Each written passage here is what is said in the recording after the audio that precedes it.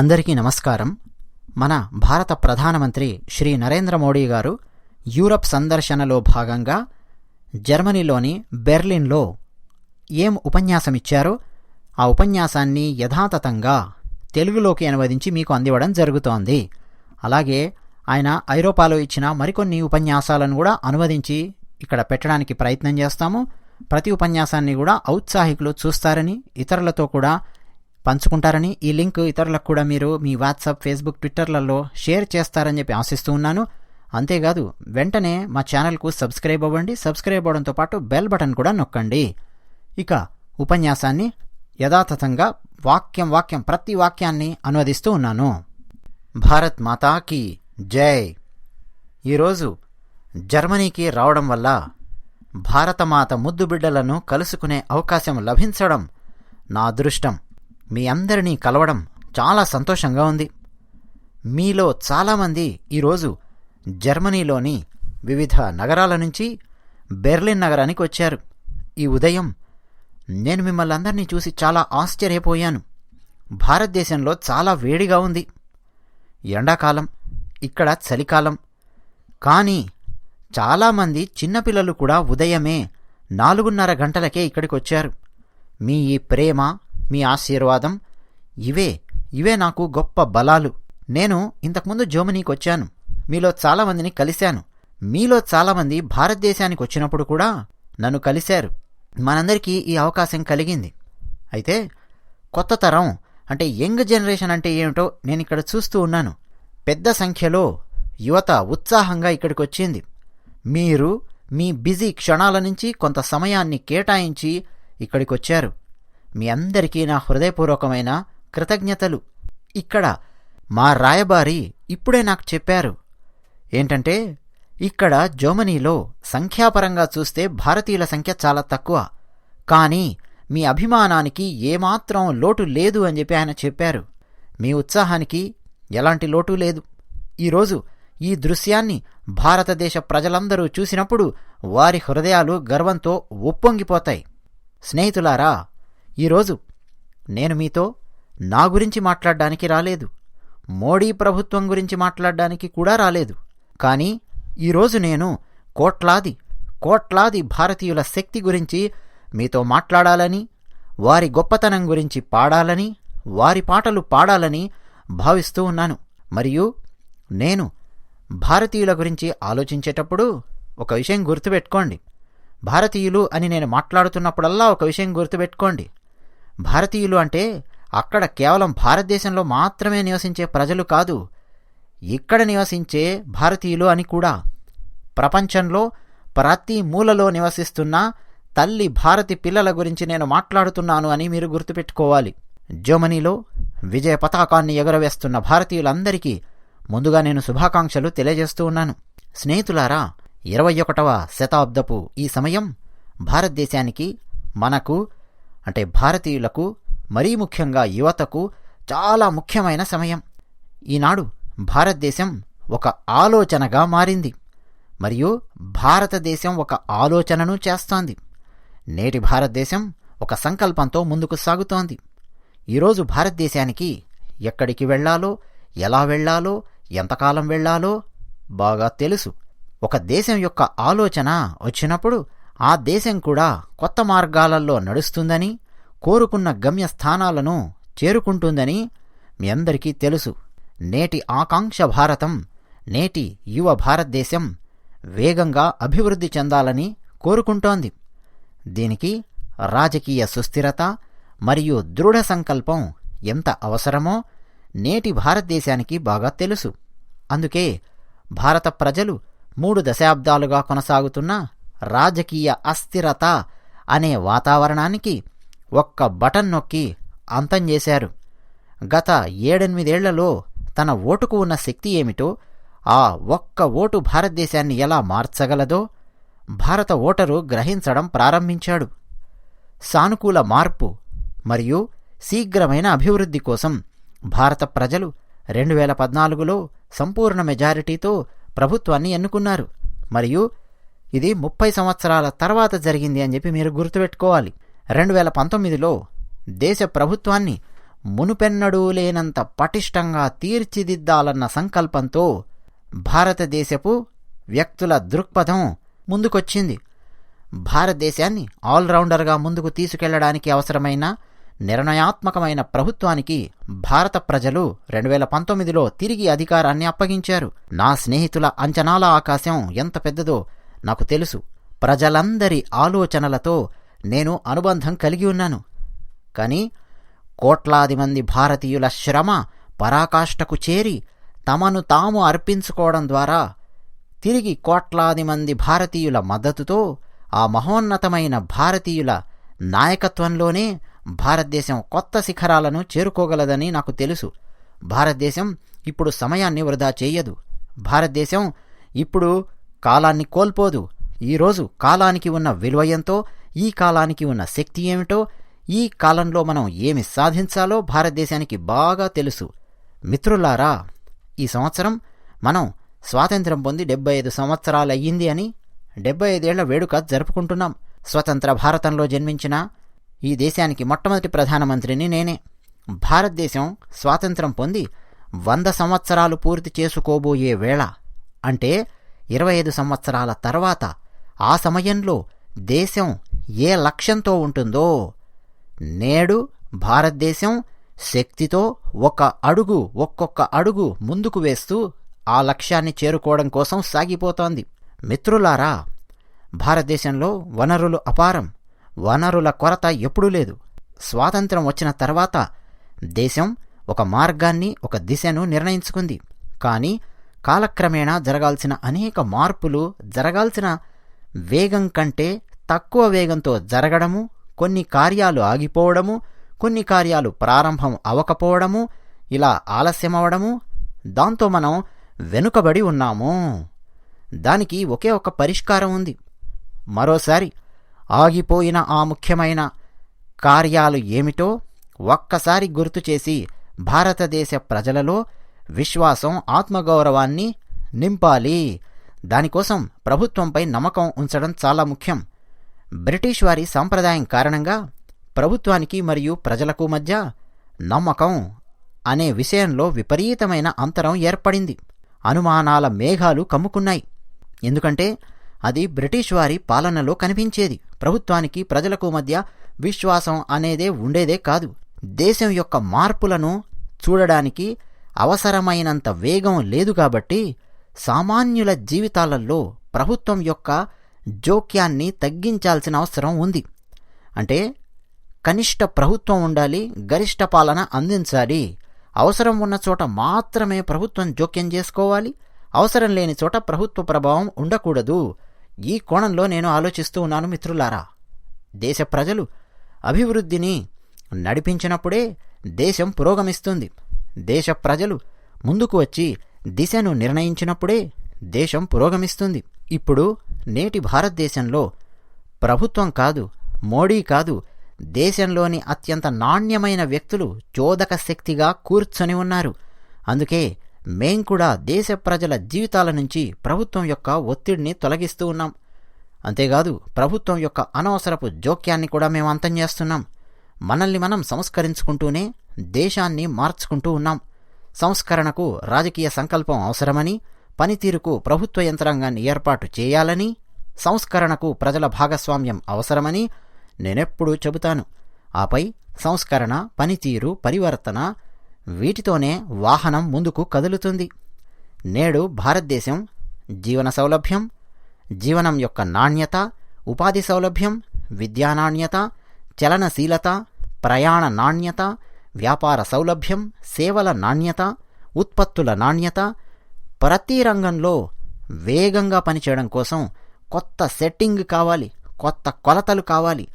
మీరు ఇక్కడ వదిలిన దేశం అదే, బ్యూరోక్రసీ అదే, ఆఫీసు అదే, టేబులు అదే, పెన్ను అదే, ఫైలు అదే, ప్రభుత్వ యంత్రం ఉంది.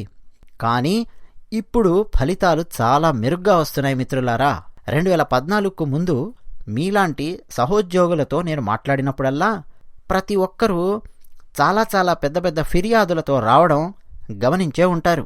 మీకు కూడా ఆ పాత రోజులు గుర్తు ఉండి ఉంటాయి అని చెప్పి నేను అనుకుంటూ ఉన్నాను. ఎక్కడ చూసినా work in progress work in progress work in progress అని చెప్పి కనిపిస్తూ ఉండేది. నేనెవరిని విమర్శించను. మొదట ఎక్కడో ఒక చోట రోడ్డు నిర్మించడం, ఆ తర్వాత కరెంటు కోసం రోడ్డు తవ్వడం, ఆ తర్వాత నీరు చేరుకోవడం, నీటిని పక్కకు తిప్పడం కోసం మరికొన్ని పనులు, ఇవన్నీ జరిగేవి. ఆ తర్వాత టెలిఫోన్ కాలర్ వస్తారు, వారు ఇంకేదైనా చెబుతారు. రోడ్డు బడ్జెట్ ఇంకా పెరుగుతుంది, మరింత ఖర్చు అవుతుంది, పనులా పూర్తి కావు. నేను ఒక ఉదాహరణ మాత్రమే మీకు ఇచ్చాను మిత్రులారా, అది కూడా నేను కళ్ళతో చూసింది. ఎందుకు ఇలా జరుగుతోంది? ప్రభుత్వ శాఖలు పరస్పరం సంభాషించుకోవడం వల్ల ఇలాంటి సమస్యలు తొలగిపోతాయి. ప్రభుత్వ శాఖలు పరస్పరం సంభాషించుకోకపోవడం వల్ల, సమాచార సమన్వయం లేకపోవడం వల్ల భారతదేశంలో సంవత్సరాల తరబడి అలా జరుగుతూ వచ్చింది. అందరూ తమ తమ ప్రపంచాన్ని సృష్టించుకొని అందులో కూర్చుని ఉన్నారు. నేను ఇన్ని రోడ్లు వేశాను అని ఒకరు ప్రోగ్రెస్ రిపోర్టు తీసి చూపిస్తారు. నేను ఇన్ని తీగలు వేశాను అని కొందరంటే, నేను అన్ని పైపులు వేశాను అని ఇంకొందరు చెబుతారు. కానీ ఫలితం వర్క్ ఇన్ ప్రోగ్రెస్ అని మాత్రమే ఉంటుంది తప్ప ఏ పని సంపూర్ణంగా పూర్తిగా జరగదు. అవి సమస్యలు. ఈ గోతులను, ఈ సమస్యలన్నింటినీ పూడ్చడానికి, ఛేదించడానికి ఇప్పుడు మేము ప్రధానమంత్రి గతిశక్తి ద్వారా జాతీయ మాస్టర్ ప్లాన్ను నిర్మించాం. ఈ ప్లాన్పై దేశంలో నలుదిశలా ప్రశంసలు వెల్లువెత్తుతున్నాయి. మేము ప్రతి డిపార్ట్మెంట్లో సిలోస్లను బద్దలు కొట్టడం ద్వారా ప్రతి ఇన్ఫ్రాస్ట్రక్చర్ ప్రాజెక్టులోని వాటాదారులందరినీ ఒకే వేదికపైకి తీసుకొచ్చాం. ఇప్పుడు ప్రభుత్వ శాఖలన్నీ తమ తమ పనులను ముందుగానే ప్లాన్ చేసుకుంటున్నాయి, కమ్యూనికేట్ చేసుకుంటూ ఉన్నాయి. సమన్వయం పెరిగింది. ఈ కొత్త విధానము అభివృద్ధి పనుల యొక్క వేగాన్ని, స్థాయిని పెంచింది. భారతదేశం యొక్క అతిపెద్ద బలం నేడు పరిధి, వేగం మరియు స్థాయి. నేటి భారతదేశం సామాజిక మరియు భౌతిక మౌలిక సదుపాయాలలో అపూర్వమైన పెట్టుబడిని చూస్తోంది. నేడు భారతదేశంలో కొత్త విద్యా విధానాన్ని అమలు చేయడానికి ఏకాభిప్రాయంతో కూడిన వాతావరణం ఏర్పడింది. మరోవైపు కొత్త ఆరోగ్య విధానాన్ని అమలు చేయడానికి కావాల్సినంత కృషి జరుగుతోంది. ఈరోజు భారతదేశంలో రికార్డు స్థాయిలో కొత్త విమానాశ్రయాలు నిర్మించబడుతున్నాయి. చిన్న నగరాలను విమాన మార్గాల ద్వారా కలుపుతూ ఉన్నాయి. ఈరోజు భారతదేశంలో మెట్రో కనెక్టివిటీపై జరుగుతున్న మొత్తం పనులు గతంలో ఎన్నడూ జరగలేదు. ఈరోజు భారతదేశంలో రికార్డు సంఖ్యలో కొత్త మొబైల్ టవర్లు ఇన్స్టాల్ చేయబడుతున్నాయి. మరియు భారతదేశంలో కూడా 5G దూసుకుపోతోంది. భారతదేశంలో ఈరోజు రికార్డు స్థాయిలో గ్రామాలు ఆప్టికల్ ఫైబర్తో అనుసంధానించబడుతున్నాయి. ఎన్ని మిలియన్ల గ్రామాలు ఆప్టికల్ ఫైబర్ నెట్వర్క్తో కవర్ చేయబడతాయో, భారతదేశంలో గ్రామాలు ప్రపంచంతో ఎలా కనెక్ట్ అవుతాయో ఒక్కసారి మీరు ఊహించొచ్చు. ఇండియా మరియు జర్మనీలలో కూర్చొని చూస్తే అప్పుడు మీరు భారతదేశంలోని వేగవంతమైన ఇంటర్నెట్ కనెక్టివిటీ గురించి మరింతగా అర్థం చేసుకోగలుగుతారు. ఇది మాత్రమే కాదు, ఇప్పుడు చప్పట్లు మోగించబోతూ ఉన్నారు. చూసుకోండి, చాలా దేశాలలో చౌకైన డేటా అందుబాటులో ఉందని చప్పట్లు మోగించబోతూ ఉన్నారు. గత సంవత్సరం ప్రపంచవ్యాప్తంగా రియల్ టైం డిజిటల్ చెల్లింపులు, మీ చెవులు తెరుచుకొని మరీ వినండి మిత్రులారా, రియల్ టైం డిజిటల్ చెల్లింపుల నుంచి నేను మొత్తం ప్రపంచం గురించి మాట్లాడుతున్నాను మిత్రులారా. ఇప్పుడు భారతదేశం చిన్నగా ఆలోచించడం లేదు. రియల్ టైం డిజిటల్ చెల్లింపుల్లో ప్రపంచంలో భారతదేశం యొక్క వాటా 40%. అంటే ఊహించండి టెక్నాలజీలో మనం ఎంత ముందున్నామో. మిత్రులారా, నేను మీకు మరొక విషయం చెప్తాను. మీరు కూర్చుంటారో లేదో నాకు తెలీదు, అయితే ఇది మీకు ఖచ్చితంగా నచ్చుతుందని మాత్రం చెప్పగలను. మారుమూల గ్రామాలలో కూడా అన్ని రకాల చెల్లింపులు మీ మొబైల్ ఫోన్ ద్వారా మీరు చేయొచ్చు. ఇది ఈనాటి భారతం. మిత్రులారా, ఈరోజు భారతదేశపు పాలనలో సాంకేతికతను పొందుపరచబడుతున్న విధానం కొత్త భారతదేశం యొక్క కొత్త రాజకీయ సంకల్పాన్ని చూపిస్తోంది. అంతేకాదు, ప్రజాస్వామ్యం యొక్క డెలివరీ సామర్థ్యానికి ఇది నిదర్శనం. నేడు కేంద్ర, రాష్ట్ర మరియు స్థానిక ప్రభుత్వాల గురించి ఒక సంఖ్య చెప్తాను, మీకు కొంచెం వింతగా అనిపిస్తుంది. కేంద్ర ప్రభుత్వం, రాష్ట్ర ప్రభుత్వం మరియు స్థానిక స్వయం ప్రభుత్వానికి చెందిన సుమారు 10,000 సేవలు ఆన్లైన్లో అందుబాటులో ఉన్నాయి. అంటే ఆలోచించండి, ప్రభుత్వ సహాయం అయినా సరే, స్కాలర్షిప్ అయినా సరే, రైతు పండించిన పంట ధర అయినా సరే, అవన్నీ ఇప్పుడు నేరుగా బ్యాంకు ఖాతాకే జమ అవుతూ ఉన్నాయి. నేను ఢిల్లీ నుంచి ₹1 పంపుతాను, మీకు 15 పైసలు మాత్రమే చేరుతున్నాయి అని ఇక ఇప్పుడు ఏ ప్రధానమంత్రి చెప్పనవసరం లేదు. ఇప్పుడు చెప్పండి, ఆ మిగతా 85 పైసలు వెనక్కి లాగే ఆ పంజా ఏమిటి? గత 7-8 ఏళ్లలో భారత ప్రభుత్వానికి లెక్కలు గుర్తుంటాయని మీరు కూడా తెలుసుకోవాలి అనుకుంటున్నారా? నేను మీకు చెప్తాను, భయపడొద్దు. ఇది మీ ప్రయత్నం. మీరందరూ అద్భుతం. గత 8 ఏళ్లలో భారత ప్రభుత్వం నేరుగా ఒకే ఒక్క క్లిక్తో డీబీటీ అంటే డైరెక్ట్ బెనిఫిట్ ట్రాన్స్ఫర్ చేసింది. డబ్బు అర్హులైన వ్యక్తులకు ఖాతాలకు చేరింది. మేము డీబీటీ ద్వారా నేరుగా డబ్బు పంపిన మొత్తం 22 లక్షల కోట్ల రూపాయల కంటే ఎక్కువ. అంటే ఇప్పుడు మీరు జర్మనీలో ఉన్నందున $300 బిలియన్ కంటే ఎక్కువ డబ్బు లబ్ధిదారుల ఖాతాలకు చేరింది అని మీకు అర్థమయ్యే భాషలో నేను చెప్పగలను. మధ్యలో దళారీ వ్యవస్థ లేదు, దళారీలు లేరు, కోత పెట్టే కంపెనీలు లేవు, కట్ మనీ లేదు. దీనివల్ల వ్యవస్థలో ఎంత పారదర్శకత వచ్చిందో ఆ లోటును పూడ్చే బృహత్తరమైన కర్తవ్యం ఈ విధి విధానాల ద్వారా జరిగింది అని, సాంకేతికత వల్ల అది సాధ్యమయ్యింది అని, సాంకేతికతను అందిపుచ్చుకున్న భారతదేశం దీన్ని సాధించగలిగింది అని మాత్రం నేను చెప్పగలను. మిత్రులారా, అటువంటి సాధనాలు చేతికొచ్చినప్పుడు, పౌరుడు సాధికారత పొందినప్పుడు అతనిలో ఆత్మవిశ్వాసం నిండడం చాలా సహజం. అతను స్వయంగా తీర్మానాలు చేయడం ప్రారంభిస్తాడు. సంకల్పాలను సాధించుకునే దిశలోకి, కృషి యొక్క పరాకాష్ఠలోకి అతను అడుగు వేస్తాడు. కాబట్టి మిత్రులారా, కొత్త భారతదేశంలో మీరు సురక్షితమైన భవిష్యత్తు గురించి మాత్రమే ఆలోచించరు. ఈ కొత్త భారతదేశం రిస్క్ తీసుకుంటుంది, కొత్త భారతదేశం ఆవిష్కరణలు చేస్తుంది, కొత్త భారతదేశం పొదుగుతుంది. నాకు 2014లో ఏం జరిగిందో గుర్తుంది. మన దేశంలో కేవలం 200 నుంచి 400 మధ్యలో స్టార్టప్ కంపెనీస్ ఉండేవి. ఇవన్నీ గుర్తుంచుకోండి. నేను అడిగితే చెప్పండి వెంటనే. 8 సంవత్సరాల క్రితం 200 లేదా 300 లేదా 400 స్టార్టప్ కంపెనీస్. ఈరోజు భారతదేశంలో ఎన్ని స్టార్టప్స్ ఉన్నాయో తెలుసా? 68,000 కంటే ఎక్కువ స్టార్టప్స్ భారతదేశంలో ఉన్నాయి. ఇక చెప్పండి మిత్రులారా, 400 ఎక్కడా, 68,000 ఎక్కడా? 200 ఎక్కడా, 68,000 ఎక్కడా? మీ ఛాతీ గర్వంతో నిండిపోయిందా లేదా?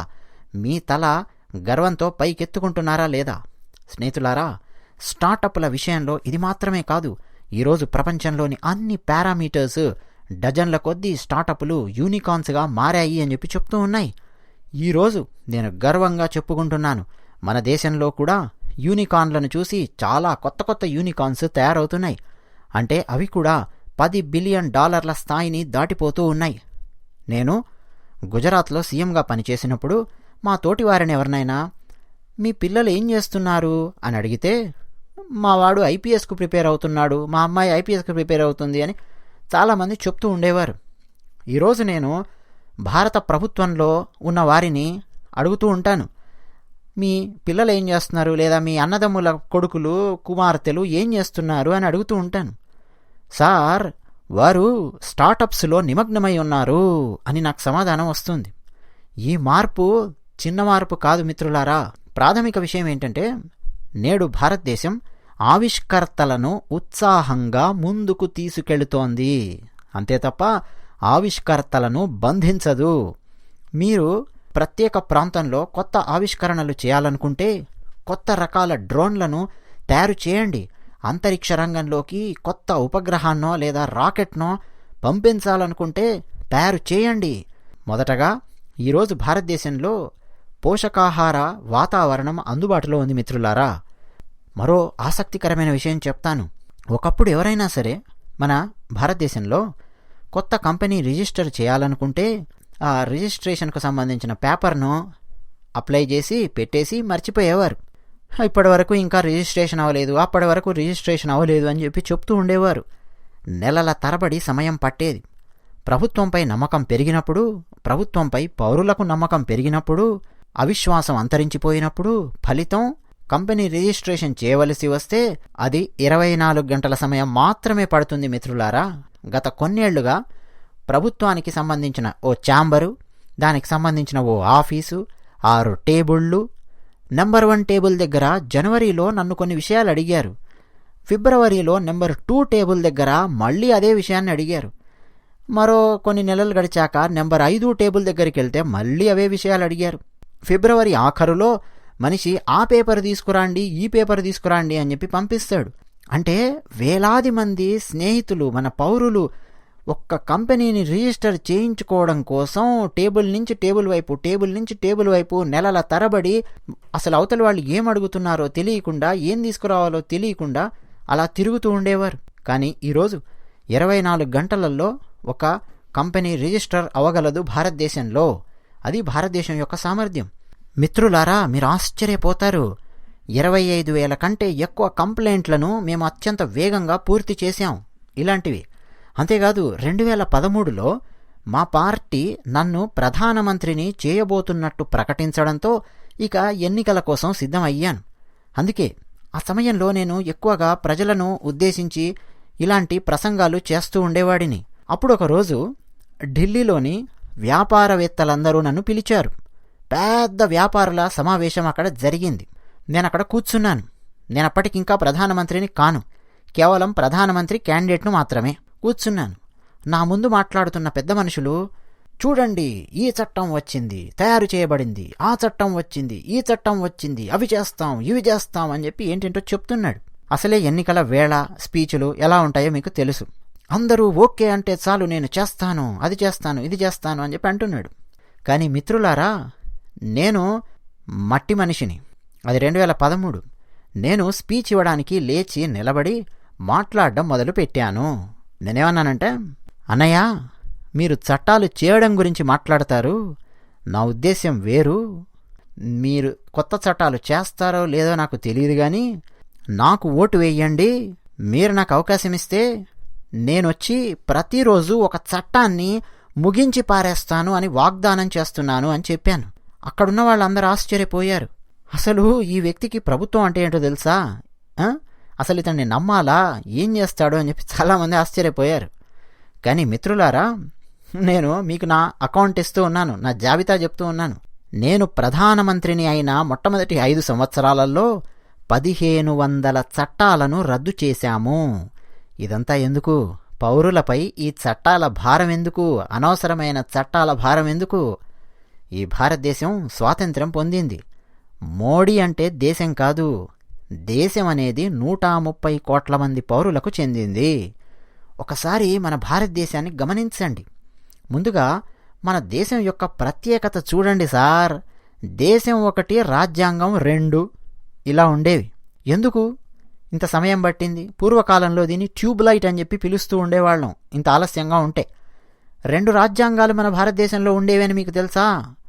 7 దశాబ్దాల మిత్రులు, ఒక దేశం ఒకే రాజ్యాంగాన్ని అమలు చేసి 7 దశాబ్దాలు అయ్యింది. కానీ సమస్య ఉంది. అర్థం కాలేదా మిత్రులారా? ఉదాహరణ ఇస్తాను, వినండి. మన పేద స్నేహితులకు రేషన్ కార్డు, జబల్పూర్లో నివసిస్తుంటే రేషన్ కార్డు ఉంటుంది. సరే, బలవంతంగా జైపూర్కు వెళ్ళి జీవితాన్ని గడపాల్సిన పరిస్థితి వస్తే ఇక ఆ రేషన్ కార్డు ఉపయోగపడదు, పడలేదు. దేశం ఒక్కటే, కానీ రేషన్ కార్డులు వేరువేరు. ఈరోజు 1 నేషన్ 1 రేషన్ కార్డుతో ఆ సమస్యకు చెక్ పెట్టాము. ఇంతకుముందు ఎవరైనా సరే దేశంలో పెట్టుబడులు పెట్టడానికి వస్తూ ఉండేవారు.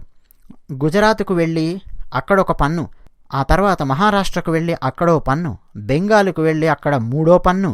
ఇలా ఆయన 3-4 కంపెనీలు, గుజరాత్లో 1 కంపెనీ, మహారాష్ట్రలో మరో కంపెనీ, బెంగాల్లో 3వ కంపెనీ, ఇలా ఒకే కంపెనీ 3 చోట్ల వేరువేరు చార్టెడ్ అకౌంటెంట్లను పెట్టుకొని వేరువేరు కంపెనీలుగా పనిచేస్తూ వేరువేరు చట్టాల ప్రకారము అత్యంత సంక్లిష్టమైన పన్నుల విధానంలో పనిచేస్తూ ఉండేది. నేడు పన్నుల విధానం పూర్తిగా మారింది. మన ఆర్థిక మంత్రి నిర్మలా సీతారామన్జీ వారు కూడా ఇక్కడ కూర్చున్నారు. ఏప్రిల్ నెలలో ఏం జరిగిందో తెలీదు. జీఎస్టీ 1,68,000 కోట్ల రూపాయలు వసూలయ్యింది. ఎలా? 1 నేషన్ 1 ట్యాక్స్ దిశలో సంక్లిష్టతలేవీ లేకుండా ఇది సాధ్యమయ్యింది. అవును మిత్రులారా, మేక్ ఇన్ ఇండియా నేడు స్వావలంబన భారతదేశం యొక్క చోదక శక్తిగా మారుతోంది. నమ్మకంగా ఉన్న భారతదేశం నేడు ప్రక్రియను సులభతరం చేయడమే కాకుండా ఉత్పత్తి లింక్ ప్రోత్సాహకంతో పెట్టుబడులకు మద్దతునిస్తోంది. దీని ప్రభావం భారతదేశం నుంచి వచ్చే ఎగుమతులపై కూడా కనిపిస్తోంది. కొద్ది రోజుల క్రితమే $400 బిలియన్ ఎగుమతి చేసి రికార్డు సృష్టించాం. మనం వస్తువులు మరియు సేవలను పరిశీలిస్తే గత సంవత్సరం భారతదేశం $670 బిలియన్ అంటే దాదాపు 50 లక్షల కోట్ల రూపాయల వస్తువులను ఎగుమతి చేసింది. చప్పట్లకు చేతులు స్తంభించిపోయాయా? భారతదేశంలోని అనేక కొత్త జిల్లాలు కొత్త దేశాలలో గమ్యస్థానాలకు ఎగుమతి చేయడానికి తమ పరిధిని విస్తృతం చేసుకుంటూ విస్తరింపజేస్తున్నాయి మరియు అత్యంత వేగంగా ఎగుమతి చేసే దిశలో ఉన్నాయి.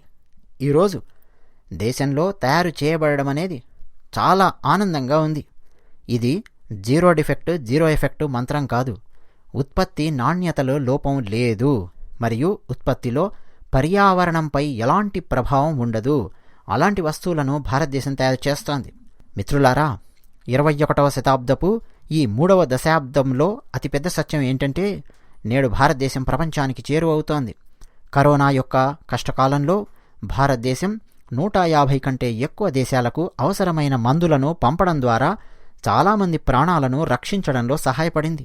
కోవిడ్కు వ్యాక్సిన్ను తయారు చేయడంలో భారతదేశం విజయం సాధించినప్పుడు మేము మా వ్యాక్సిన్తో సుమారు 100 దేశాలకు పైగా సహాయం చేశాం. మిత్రులారా, ఈరోజటి తాజా వార్త, బ్రేకింగ్ న్యూస్, అంతరాయానికి క్షమించండి.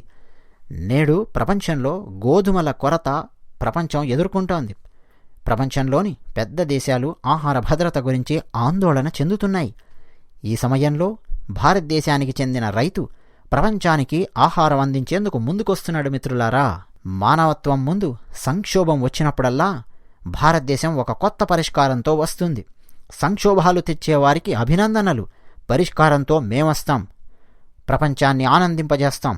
మిత్రులారా, ఇది కొత్త భారతదేశం. దీని యొక్క బలం, దీని యొక్క సంకల్పం అమోఘం. ఇన్నేళ్లుగా భారతదేశానికి రాని మీలో ఉన్న వారికి అర్థం కాకపోవచ్చు, ఇబ్బందిగా అనిపించవచ్చు. అసలు ఈ మార్పు ఎలా సాధ్యమయ్యింది అని. ఇంత పెద్ద మార్పు ఎలా వచ్చింది ఆలోచించండి. మోడీ వల్ల మార్పు వచ్చింది అంటారా? వద్దు మిత్రులారా, అలాంటి సమాధానం ఇవ్వకండి. మీ సమాధానం అదే అయితే తప్పు. మోడీ ఏమీ చేయలేదు, 130 కోట్ల మంది దేశ ప్రజలు చేశారు. మిత్రులారా, భారతదేశం గ్లోబల్గా మారడానికి మీ సహకారం చాలా ఉంటుంది. ఇది ముఖ్యమైనది. స్వాతంత్రోద్యమ కాలంలో స్వదేశీ వస్తువులపై పుట్టిన క్రేజ్ ఈరోజు భారతదేశంలో స్థానికులకు ఏర్పడుతోంది అదే క్రేజ్. స్థానిక వస్తువులపై ఏర్పడుతోంది అదే క్రేజ్. అంతకుముందు ఇది ఆ దేశం నుంచి కొన్నాం, ఈ వస్తువు ఈ దేశం నుంచి కొన్నాం అని చెప్పుకోవడం చాలా కాలంగా చూస్తూ వచ్చాం.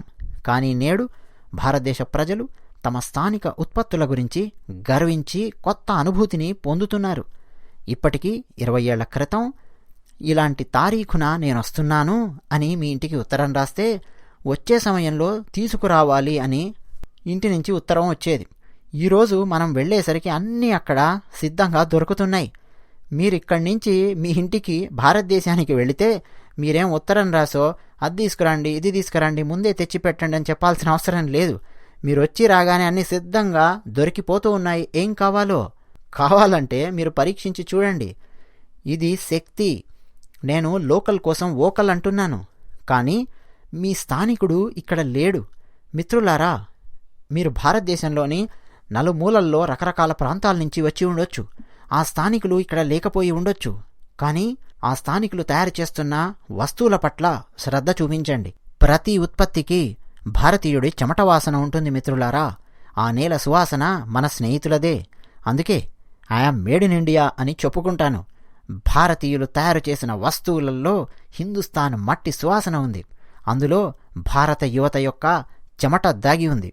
ఇప్పుడు ఇది మనకు ఒక ఫ్యాషన్ స్టేట్మెంట్ కావాలి. మిత్రులారా, భారతీయులు తయారు చేసిన వస్తువులలో హిందుస్థాన్ మట్టి సువాసన దాగి ఉంది అన్న వాక్యం ఒక స్టేట్మెంట్ కావాలి.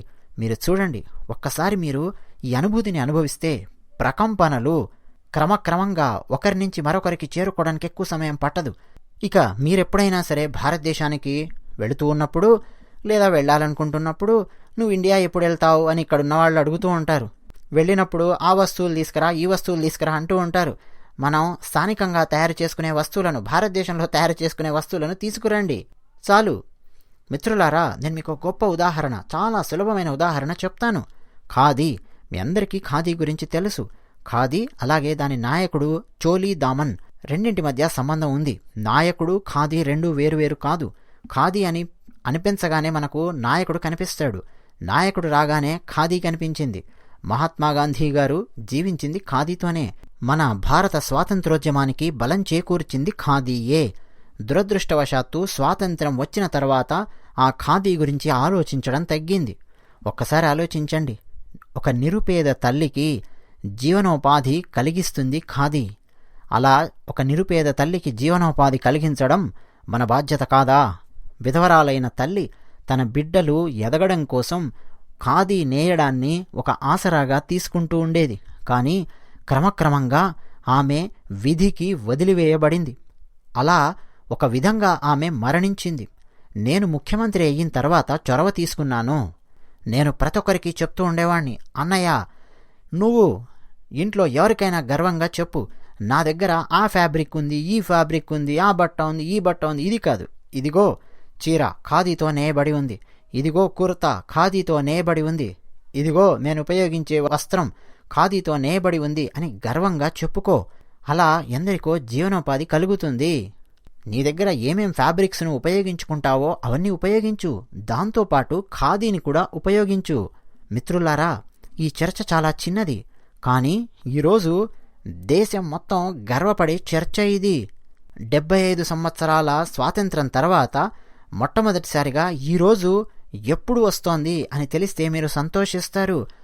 దేశం స్వాతంత్ర మకరంద పండుగను జరుపుకుంటోంది. ఈ ఏడాది ఖాదీ వ్యాపారం మొట్టమొదటిసారిగా 1,00,000 కోట్ల రూపాయల మార్కును దాటింది. ఎంతమంది పేద వితంతువులకు, ఎంతమంది తల్లులకు జీవనోపాధి ఈ ఖాదీ ద్వారా లభించి ఉంటుందో ఒక్కసారి ఆలోచించండి మిత్రులారా. గత 8 సంవత్సరాలలో ఖాదీ ఉత్పత్తి దాదాపు 200% పెరిగింది. మరియు ఒక్కసారి మీ స్కోప్ చూడండి మిత్రులారా. నేను స్టార్టప్ల గురించి మాట్లాడుతున్నప్పుడు అదే 3తో మాట్లాడుతున్నాను. నేను ఖాదీ గురించి మాట్లాడుతున్నప్పుడు అదే 3తో మాట్లాడుతున్నాను. నేను శాటిలైట్ గురించి మాట్లాడుతున్నప్పుడు అదే 3తో మాట్లాడుతున్నాను. నేల గురించి మాట్లాడుతున్నప్పుడు అదే 3తో మాట్లాడుతున్నాను. మిత్రులారా, భారతదేశాన్ని స్థానికంగా ప్రపంచవ్యాప్తం చేయడంలో నాతో పాటు మీరు చేరాలని ఈరోజు నేను మీ అందరినీ కోరుతున్నాను. భారతదేశం యొక్క స్థానికతలో ఉన్న వైవిధ్యము, భారతదేశం యొక్క స్థానిక శక్తి, భారతదేశం యొక్క స్థానిక సౌందర్యం గురించి మీరు ఇక్కడి ప్రజలకు సులభంగా పరిచయం చేయొచ్చు. ఆలోచించండి, భారతీయ డయాస్పోరా ప్రత్యేకత ఏంటంటే పాలల్లో పంచదార కలిపినా లేదా అదే విధంగా దొరుకుతుంది. అంతేకాదు, వాల్యూ ఎడిషన్ చేస్తున్నప్పుడు పాలను ఆ చక్కెర తీయగా మారుస్తుందని తెలియదు. ఈ సామర్థ్యాలు ఉన్నవాళ్లు తమ తమ ప్రయత్నాలతో జర్మనీ గడ్డపై భారతదేశపు స్థానికతను సులభంగా వ్యాప్తి చేయగలరు.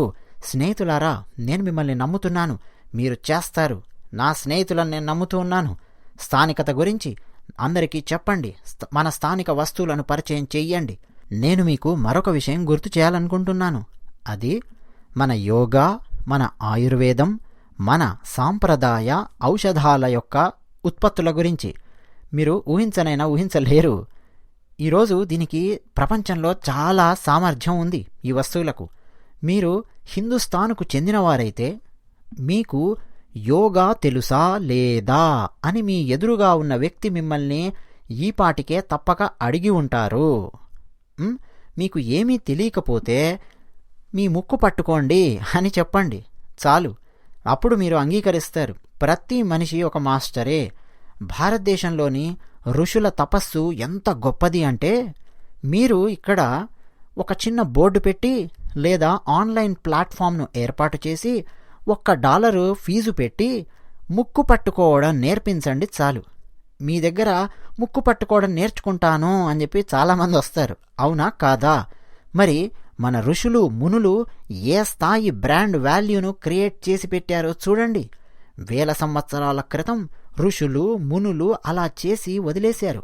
ఈరోజు ప్రపంచం ముందుకు తీసుకొనొచ్చింది. కానీ మీరు దాంతో సంబంధం కలిగి ఉన్నారా లేదా? యోగాతో ఆలోచించుకోండి. నేను మిమ్మల్ని కోరుతున్నాను, జూన్ 21న అంతర్జాతీయ యోగా దినోత్సవం ఇంకెంతో దూరంలో లేదు. ఒక బృందాన్ని తయారు చేసి మీరందరూ యోగా చెయ్యండి, ఇతరులకు చెప్పండి. మిత్రులారా, ప్రతి ఒక్కరికి ముక్కు పట్టుకోవడం నేర్పించండి, అంతేగాని మీ ముక్కును కత్తిరించుకోకండి. ఇక మిత్రులారా, ఈరోజు నేను మీతో క్లైమేట్ యాక్షన్ అనే అంశంపై చర్చించాలనుకుంటున్నాను. భారతదేశంలోని క్లైమేట్ ఛాలెంజ్ను పరిష్కరించడానికి మేము పీపుల్ పవర్ నుంచి టెక్ పవర్ వరకు ప్రతి పరిష్కారంపై ఆ దిశలో పనిచేస్తున్నాం. గత 8 ఏళ్లలో మేము భారతదేశంలో ఎల్పీజీ కవరేజీని 50% నుంచి దాదాపు 100%కి పెంచాం. భారతదేశంలోని ఎల్ఈడి బల్బు ఇప్పుడు జర్మనీ నుంచి వచ్చింది. కాబట్టి మీకు బల్బు గురించి చెప్తే తొందరగా అర్థమవుతుందని బల్బు ఉదాహరణ ఇస్తున్నాను. భారతదేశంలోని దాదాపు ప్రతి ఇల్లు ఇప్పుడు ఎల్ఈడి బల్బు ఉపయోగిస్తూ ఉన్నారు. ఉజాలా పథకం కింద మేము దేశంలో సుమారు 370 మిలియన్ల ఎల్ఈడి బల్బులను పంపిణీ చేశాం. మరియు ఎల్ఈడి బల్బులను ఇంధన పొదుపు కోసం, ఇంధన ఆదా కోసం ఉపయోగిస్తున్నాం. మీరు జర్మనీలోని ప్రజలకు భారతదేశంలో జరిగిన ఈ సంఘటన గురించి చెప్పొచ్చు. ఎల్ఈడి బల్బు ప్రవేశపెట్టడం ద్వారా అసలు ఏం జరిగిందో తెలుసా? భారతదేశంలో ఆ ఒక్క మార్పు ఏం చేసిందో తెలుసా? సుమారు 48,000 మిలియన్ కిలోవాట్ల విద్యుత్తు ఆదా చేయబడింది. అంతేకాదు, సంవత్సరానికి 40 మిలియన్ టన్నుల కర్బన ఉద్గారాలను ఆపగలిగింది. ఈ ఒక్క పథకం పర్యావరణాన్ని ఎంతగా పరిరక్షించిందో ఒక్కసారి మీరు ఊహించొచ్చు. మిత్రులారా, ఇలాంటి ప్రయత్నాల వల్లనే ఈరోజు భారతదేశం హరిత ఉద్యోగాల రంగంలో అపూర్వమైన స్థాయిలో కొత్త రంగాన్ని తెరుస్తోంది. మిత్రులారా, ఆజాదీ యొక్క అమృత మహోత్సవంలో భారతదేశం మరియు జర్మనీలు కూడా తమ శక్తిపై అతిపెద్ద భాగస్వామ్యం కోసం ఒక అడుగు ముందుకు వేసినందుకు నేను సంతోషిస్తున్నాను.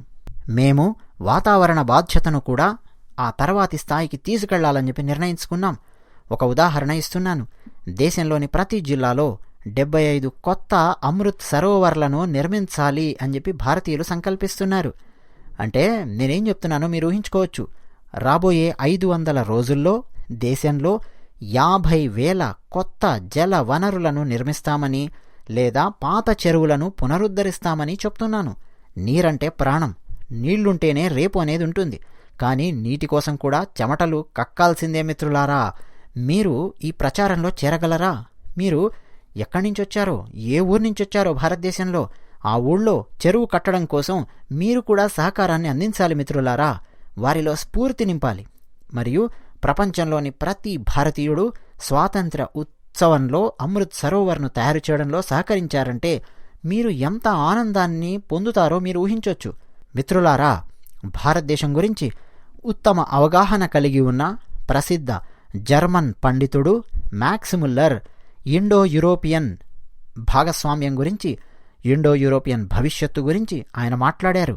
మీరందరూ ఆ ప్రసిద్ధ జర్మన్ పండితుడు మ్యాక్స్ ముల్లర్ను కనీసం 10 సార్లైనా సరే ప్రతిరోజు ప్రస్తావించాలి.